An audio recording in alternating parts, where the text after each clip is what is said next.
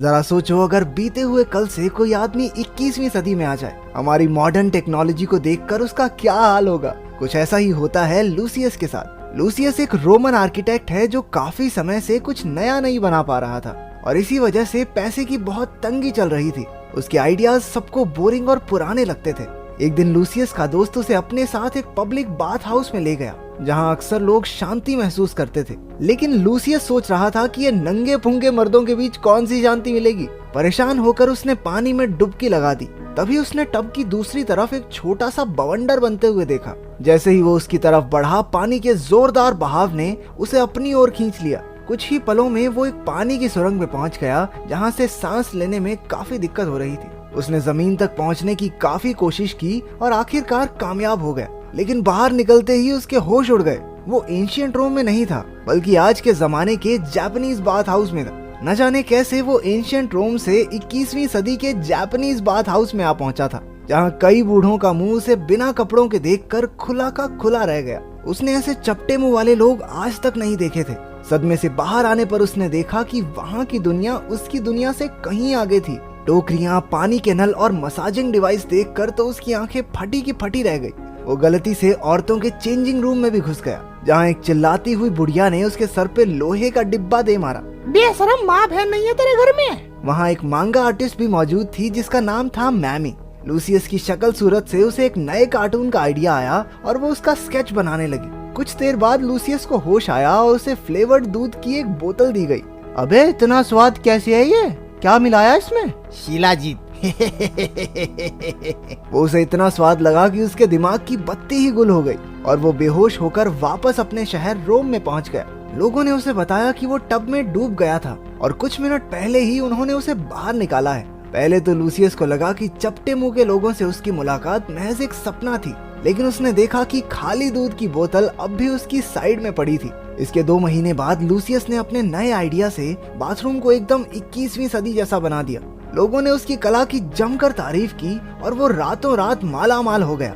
अब वहाँ भी लोग मसाज बूथ्स और ठंडे मीठे दूध के मजे लेने लगे थे। एक दिन टब में नहाते हुए एक बूढ़े आदमी ने कहा कि वो अपना एक पर्सनल बाथरूम बनवाना चाहता है। जैसे ही लूसियस उसे बनाने की तरकीब सोच रहा था, जोरदार पानी के बहाव से वो एक बार फिर 21वीं सदी में पहुंच गया। एक बूढ़े आदमी ने आकर लूसियस से उसे नहलाने को कहा। लूसियस कुछ समझ नहीं पाया, लेकिन उसकी बात मान गया। उसने पानी के फव्वारे और शावर हैट जैसी कई नई चीजें देखी। इत्तेफाक से वो घर मैमी का ही था, जिसे एक बार फिर से लूसियस मिल गया। वो भागकर अपनी स्केचबुक लेने गई, लेकिन उसके वापस लौटने से पहले ही लूसियस गायब हो चुका था। उधर रोम पहुंचकर लूसियस ने उस बूढ़े आदमी के घर में बाथटब बनाकर मोटा पैसा छाप लिया। अब वो अपनी पत्नी को एक अच्छी जिंदगी दे सकता था, लेकिन वो संतुष्ट नहीं थी क्योंकि वो माँ बनना चाहती थी। लेकिन लूसियस हमेशा अपने काम में ही बिजी रहता। इसी बात पर उनकी जबरदस्त बहस छिड़ गई और वो गुस्से में उसे गालियां देती हुई वहाँ से चली गई। कुछ दिन बाद उसे रोम के राजा की तरफ से बुलावा आया। राजा ने उसके काम की बहुत तारीफ सुनी थी, तो उसने लूसियस को अपने लिए एक पर्सनल बाथरूम बनाने का ऑर्डर दिया। राजा ने शर्त रखी कि ये बाथरूम इतना अनोखा होना चाहिए जितनी अनोखी फिल्म्स की वीडियोस होती हैं, और जो लोग सब्सक्राइब ना करें उनका गला काट दिया जाए। राजा ने उससे कहा कि वो बाथरूम इतना अनोखा होना चाहिए जो पूरी दुनिया में किसी ने ना देखा हो। लूसियस चुनौती स्वीकार करके शहर में आइडियाज ढूंढने निकल पड़ा, लेकिन उसके हाथ कुछ नहीं लगा। अब उसे शर्मिंदगी महसूस होने लगी थी कि उसके सारे आइडियाज महज 21वीं सदी की चीजों की सस्ती कॉपी हैं। अचानक उसका पैर एक नाली में गिरा और वो एक बार फिर से गायब हो गया। 21वीं सदी में मैमी की एक बाथरूम सप्लाई स्टोर में नौकरी लगी थी।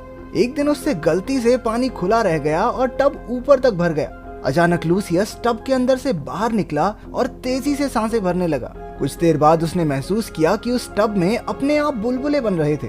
स्टोर का मैनेजर पुलिस को बुलाने गया और मैमी और लूसियस की बातें शुरू हो गई। वैसे तो वो एक दूसरे की भाषा नहीं जानते थे, लेकिन जब लूसियस ने एक चांदी का सिक्का देकर पूरा स्टोर घुमाने के लिए कहा, तो पैसे की भाषा मैमी समझ गई। लूसियस ने ऐसे चमकदार टॉयलेट्स आज तक नहीं देखे थे।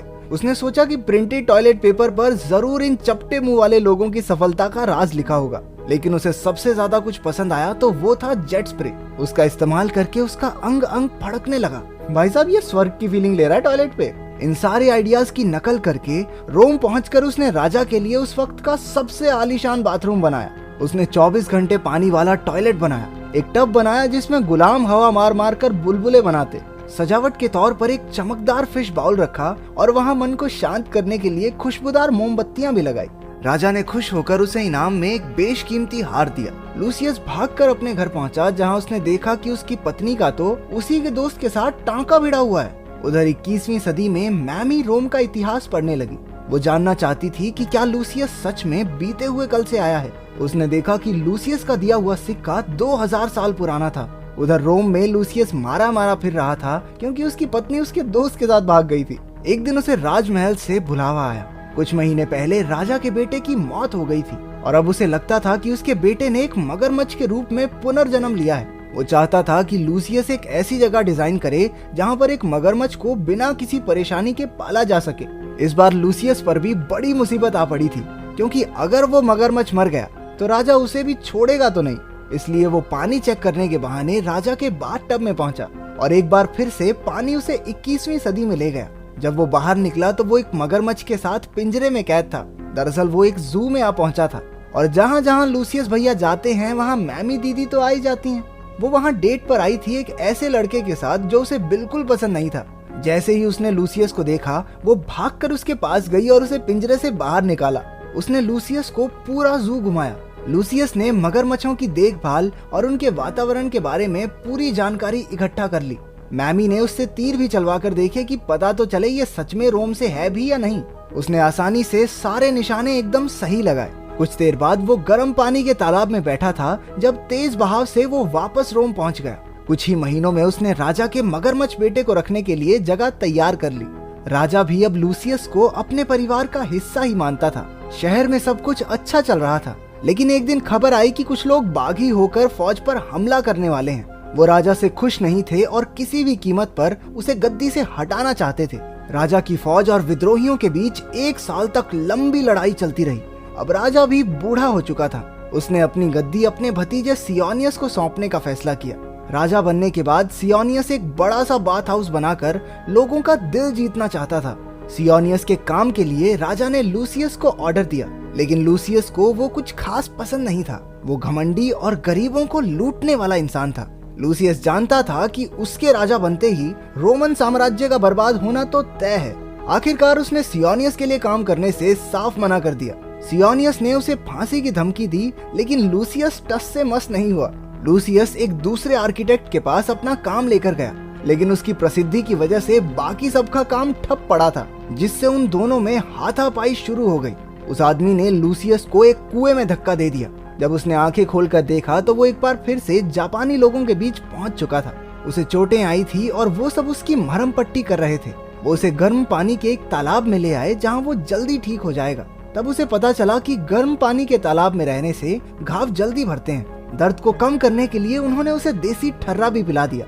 थोड़ी देर बाद मैमी वहां आ गई। पिछले कुछ समय से वो लूसियस की भाषा सीख रही थी, लेकिन उसके कुछ कहने से पहले ही लूसियस नशे में उसके ऊपर गिर पड़ा। वो दोनों तालाब में डूब गए। जब उनकी आंखें खुली तो दोनों रोम में थे। रूम में नहीं, रोम में। मैमी ये सब देखकर बहुत हैरान हुई। उसे पता चला कि राजा का ऑर्डर ना मानने के लिए लूसियस को फांसी पर चढ़ाया जाने वाला है। मैमी ने लूसियस को समझाने की बहुत कोशिश की, लेकिन वो नहीं माना और अपना सामान बांधकर वहां से निकल गया। उधर 21वीं सदी में कुछ बूढ़े लोग मैमी को ढूंढते हुए तालाब तक पहुंचे और उसमें गिर पड़े। लूसियस की ही तरह वो भी एक बवंडर में गुम होकर रोम पहुंच गए। उधर लूसियस को चलते चलते एक पहाड़ के पास गर्म पानी का एक तालाब मिल गया। उसे याद आया कि कैसे उन चपटे मुंह वाले लोगों ने उसे ठीक किया था और गर्म पानी से वो राजा के सैनिकों के घाव भर सकता है। वो मैमी से सलाह करके राजा को अपना आइडिया बताने पहुंच गया। लूसियस ने कहा कि ये आइडिया उसे एंटोनियस ने दिया है। एंटोनियस भी गद्दी का दावेदार था और सियोनियस से कहीं ज्यादा काबिल भी। इसलिए लूसियस चाहता था कि वो राजा की नजरों में सियोनियस से ऊपर आ जाए। राजा की मंजूरी लेकर लूसियस मैमी और 21वीं सदी से आए उन बूढ़ों के साथ काम पर लग गया। कुछ ही घंटों में उन्होंने पहली झोपड़ी तैयार कर ली। धीरे धीरे तालाब के आसपास काफी घर बन गए जहां घायल सैनिक आकर अपनी थकान मिटाते थे।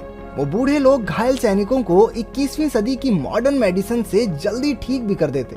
कुछ महीनों बाद राजा के सैनिकों ने विद्रोहियों के खिलाफ जंग जीत ली। चारों ओर नाच गाना होने लगा। इधर लूसियस और मैमी में प्यार भरी बातें हो रही थी। इतना वक्त साथ रहने के बाद वो दोनों अब एक दूसरे को चाहने लगे थे। लूसियस की खुशी का ठिकाना नहीं था। उसने जिंदगी में आज तक इतना अच्छा महसूस नहीं किया था।